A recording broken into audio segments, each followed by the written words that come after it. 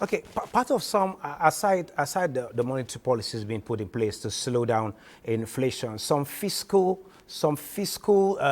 measures have actually been brought in to ensure they complement what the CBN is doing. In doing so, we've seen waivers given to some food items that are supposed to be imported into the country. But yet, we see even in the numbers of imports, it's reducing as Nigerians are looking inwards to see the alternatives to these imported products. As you've rightly alluded, the cost of transportation, the exchange rate is not actually favoring us, talking about the naira to the dollar. Now with the pressure on what is available, how should we go about it? Where should we go from now? We've been talking about increased productivity, but again, the lending rate is also high.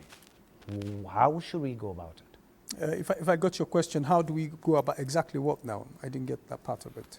Now we have pressure on the alternatives we have in country. That's yes, correct. Ordinarily people will tell you increase production, but how do we increase this production when the lending rate from the commercial banks is actually going high? Okay. How do we balance up? Fine. This is the way it goes around. I think the central bank has done it at a point in time. See, for consumptions, you can disaggregate the rates that you've actually increased, and they've done it at a point in time. For the productive sector, you can give them a little marginal increase in the rates. Give them a concessionary rate so that they can continue to produce, and don't put a flat one like the MPR is like a basis that defines the interest of lending and borrowing by the deposit money banks and other financial institutions.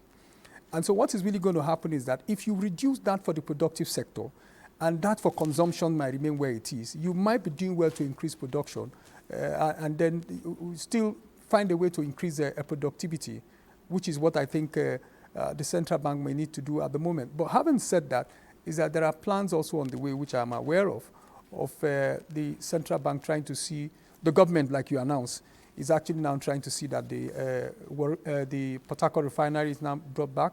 That will reduce highly the current headline inflation, which has to do with energy and food, to a significant level. It will reduce cost of production, because at the moment, the Purchasing Managers Index, which is a reflection of manufacturing activity, tells you it has actually gone below 50% at 49 something thereabout, and it's telling you that the productive sector, in fact, the manufacturing sector is not doing well as you expect it to be.